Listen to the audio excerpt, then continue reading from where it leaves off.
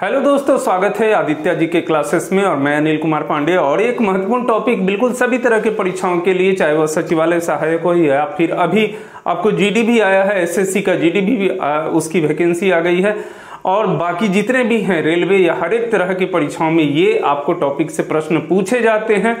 आप खुद देख लेंगे भारतीय कृषि एवं फसल, तो इसके एक महत्वपूर्ण भाग को जहां से प्रश्न पूछे जाते हैं उसको लेकर मैं आया हूं। एक तरफ यह जो है सो फसलें कितने तरह की होती हैं, फसलें कब बोई जाती हैं, और ये फसलें हैं सो कौन सी फसल रबी है, खरीफ है, नकदी है। दूसरे तरफ यहाँ पर है सो वह महत्वपूर्ण फसल जिसका सर्वाधिक उत्पादन किस राज्य में होता है। ये सभी प्रश्न बार बार पूछे जाते हैं। तो चलिए हम लोग आते हैं, सबसे पहले यहाँ पर देखेंगे भारतीय कृषि की फसल। तो यहाँ हमारे यहाँ भारत में जो फसलें होती हैं, महत्वपूर्ण फसलें 3 प्रकार की होती हैं, जिसमें आप देख सकते हैं कि यहाँ पर फसल है। एक तो आपको फसल हो गया खरीफ फसल, और दूसरा फसल आप यहाँ देख सकते हैं यह रबी की फसल है, और तीसरा नकदी फसल। बिल्कुल दोस्तों, ये 3 विभिन्न मौसमों में आपको बोए जाने वाली फसलें हैं और काटी जाने वाली फसल है, जिसको कि यहाँ पर हम दिखाए हैं। तो खरीफ फसल है सो जून और जुलाई महीने में बोई जाती है और काटा जाता है सितंबर अक्टूबर में। बड़ा महत्वपूर्ण चीज है कि आपको कब बोया जाता है, कब काटा जाता है। तो खरीफ की फसल जून और जुलाई में दोस्तों यहाँ पर, और रबी की फसल आप देख सकते हैं अक्टूबर नवंबर में। तो पहले कौन सी फसल बोई जाती है, जून जुलाई में आपको जो है सो खरीफ की फसल, और उसके बाद ये अक्टूबर नवंबर में बोया जाता है। देखने काटने की भी स्थिति को आप देख लीजिए कि यह सितंबर अक्टूबर में खरीफ की फसल आपको काटी जाती है, जून जुलाई में बोई जाती है, सितंबर अक्टूबर में काटी जाती है। रबी फसल अक्टूबर नवंबर में बोई जाती है और मार्च अप्रैल में काटी जाती है। याद करना बड़ा ही आसान है दोस्तों, क्योंकि आप है सो खरीफ फसल पहले बोई जाती है। अब आप कंफ्यूज कर जाते हैं कि खरीफ की फसल को कैसे याद करें कि वो पहले रबी है पहले है कि खरीफ। चूंकि महीने के क्रम में आप आएंगे तो जून जुलाई पहले पड़ेगा, अक्टूबर नवंबर बाद में पड़ेगा। तो यहाँ पर ख से खरीफ और र, पहला अक्षर ख है तो ख पहले आता है, क ख, तो ख पहले आता है खरीफ, और जून जुलाई भी पहले आता है।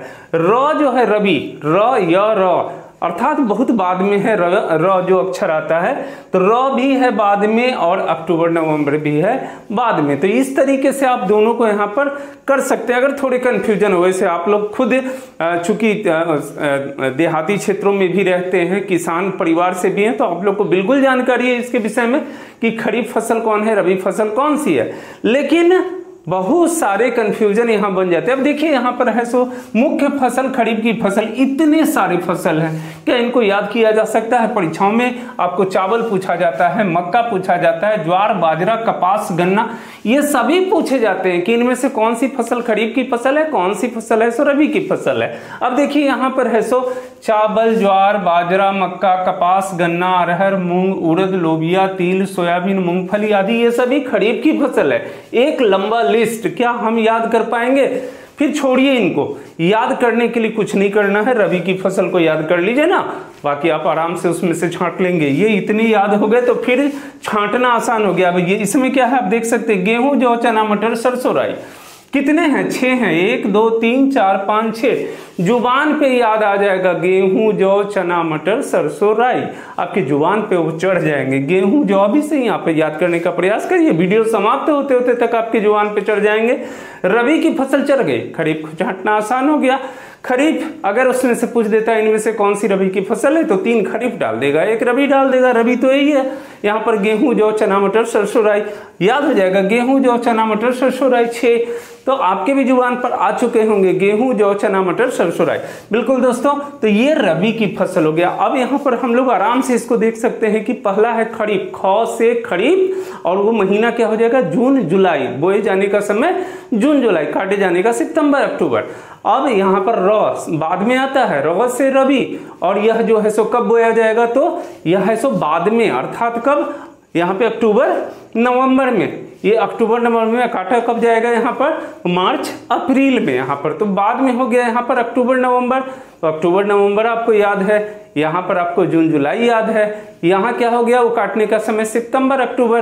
तो बड़ा आसान है यहाँ पर। खरीफ फिर से एक बार देखिएगा, ख से खरीफ, और वह बोया कब जाएगा? जून जुलाई में। वह काटा कब जाएगा? सितंबर अक्टूबर में यहाँ पर। और रबी बाद में आ रहा है, र से रबी, तो बोया कब जाएगा? कब यह है सो अक्टूबर नवंबर में। काटा कब जाएगा? यह मार्च और अप्रैल में। बिल्कुल दोस्तों, आपको याद हो गया होगा। और रबी की फसल को 11 के गेहूं, जौ, चना, मटर, सरसों, राई। 6 गेहूं, जौ, चना, मटर, सरसों, राई। बाकी इसको छाटना बिल्कुल आसानी इसमें से हो जाएगा, क्योंकि आपको रबी की फसल याद है। और प्रश्नों में यही पूछे जाते हैं कि इनमें कौन सी रबी की फसल है, इनमें कौन सी खरीफ की फसल है, इनमें से रबी फसल कौन सी है। या फिर नीचे अब आ जाइए तीसरे नंबर में हम लोग नकदी फसल, इसकी चर्चा हम लोग ने नहीं किया। ऐसा फसल जो तुरंत है सो शीघ्र बिक जाता है और पैसे की प्राप्ति हमको हो जाती है, वह फसल। यह फसल है सो इन दोनों समय में ही रोपा जाता है। तो वह कौन सा है? जूट, कपास, तंबाकू और आदि और भी बहुत सारे फसलें हैं। तो जूट, तंबाकू फसल।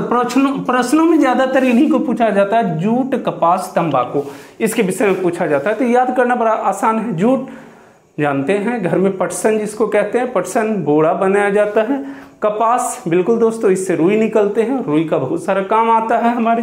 तंबाकू बिल्कुल खैनी आम प्रचलन में है। तो ये सभी जो है सो नगदी फसल हैं, तुरंत बिक जाते हैं और तुरंत शीघ्रता से पैसे आ जाते हैं। अब चलिए दोस्तों, हम लोग इधर दूसरे टॉपिक की ओर बढ़ेंगे। और दूसरा टॉपिक हमारा, ये सभी जो फसलें हैं, मैं फसल को ज्यादा वैसे आपको एक एक करके याद करना चाहिए, लेकिन मैं क्रम बना दिया हूं।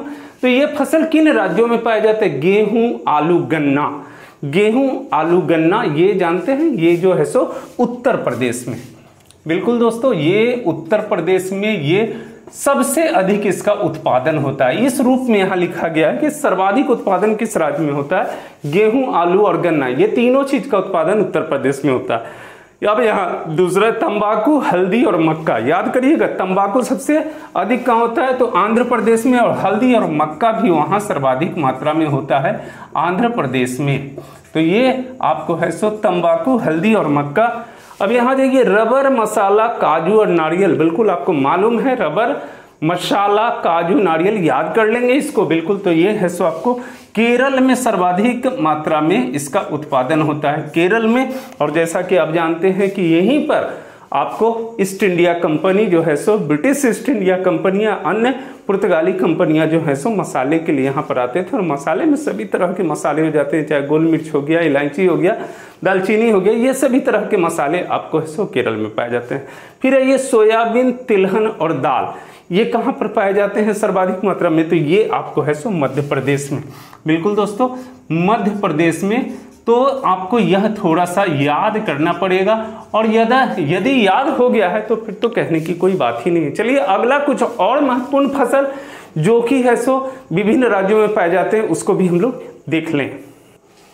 तो चलिए कुछ और यहाँ पे फसलें हैं, वो फसल कहाँ किस राज्य में सर्वाधिक इनका उत्पादन होता है उसमें से देख सकते हैं। कॉफी और रेशम, बिल्कुल दोस्तों कहाँ होता है आपको मालूम है बिल्कुल। और ये कॉफी और रेशम होता है यह सर्वाधिक मात्रा में कर्नाटक में, कर्नाटक में होता है। और फिर इसके बाद आइए देखिएगा, चावल और जूट। बिल्कुल दोस्तों आप जानते होंगे चावल सर्वाधिक मात्रा में, और जूट अर्थात पटसन उसको कहा जाता है, ये सर्वाधिक मात्रा में होते हैं। आपको इसका उत्पादन होता है पश्चिम बंगाल में, पश्चिम बंगाल में इसका सर्वाधिक उत्पादन होता है। और फिर आइए यहाँ पर है मूंगफली और कपास, मूंगफली और कपास का सर्वाधिक उत्पादन गुजरात में होता है। और आप है सो गुजरात में होता है। और यहाँ पर चाय है, और चाय सर्वाधिक मात्रा असम में होता है, असम में होता है। अगर दोस्तों दक्षिण भारत में हम चाय का उत्पादन की बात करें तो दक्षिण भारत में आपको चाय सर्वाधिक उत्पादन जो है सो तमिलनाडु में, दक्षिण भारत में होता है। तो दोस्तों यह वीडियो कैसा लगा, आपकी अपनी प्रतिक्रिया देंगे। और चूंकि ये काफी इंपॉर्टेंट आपके लिए है और सभी तरह की परीक्षाओं में पूछे जाते हैं, इसीलिए पूरे वीडियो को देखिए, समझिए, और बिल्कुल आप अपने जवाब को हमें जरूर देंगे कमेंट्स के रूप में। मिलते हैं अगले वीडियो में, महत्वपूर्ण वीडियो में। थैंक यू, धन्यवाद।